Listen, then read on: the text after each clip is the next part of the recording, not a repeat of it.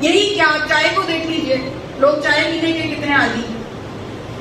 ابھی کسی وزیر نے یہ درخواست کی تھی کہ بھائی 1-2 کپ چائے کے کم کر دو، ساری قوم پریشان ہو گئی.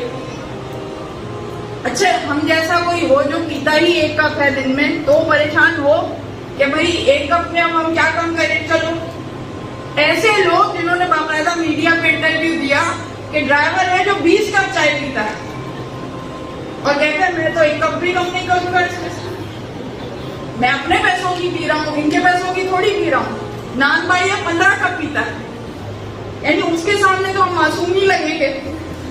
لیکن آپ کو میں یہ بات بتائی ہوں کہ عادتیں کس طرح حاوی ہو جاتی ہیں، غلط عادتیں. اب چائے حرام نہیں ہے، مباح چیزوں میں بھی، حلال چیزوں میں بھی جہاں بھی کثرت ہو جائے، حد سے تجاوز ہو جائے، لمٹ کراس ہونے لگے تو وہ آپ کے لیے نقصان دہ ہے، اسے کٹ آف کیجیے. جب تک آپ وہ کٹ آف نہیں کریں گے دوائی بھی اثر نہیں کرے گی، دعا بھی اثر نہیں کرے گی.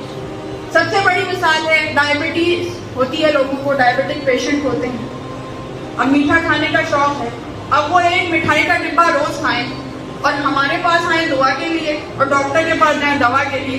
کیا دوا اثر کرے گی؟ دعا اثر کرے گی؟ نہیں کرے گی. پہلے وہ چیز چھوڑنی پڑے گی، مٹھائی چھوڑنی پڑے گی تبھی ہوگی. اب وہ برا بھلا کہیں دعا بتانے والے کو بھی اور دوا دینے والے کو بھی، تو غلطی تو کسی کی نہیں ہے، غلطی خود ان کی ہے. تو سب سے پہلے علاج یہ ہے پریونشن، اس سے بچنا، اسے اپنے قابو میں کرنا. کسی کو ایسا دیو نہ بننے دیں جو آپ کی زندگی کو قابو کرنے لگے، آپ کے ذہن کو قابو کرنے لگے. ہر چیز آپ کے قابو میں ہونی چاہیے. یہ سب فیسلٹیز مومن کو سرو کرنے کے لیے، ہر چیز استعمال کریں مگر ہر چیز کو اپنا نوکر بنا کر رکھیں، اپنا غلام بنا کے رکھیں، اپنا آقا نہ بننے دیں. یہ سب چیزیں آج کی آقا بنتی جا رہی ہیں، خود ان کے آقا بنیں، اپنی لائف کی اتھارٹی اپنے ہاتھ میں لیں، پہلی چیز ضروری.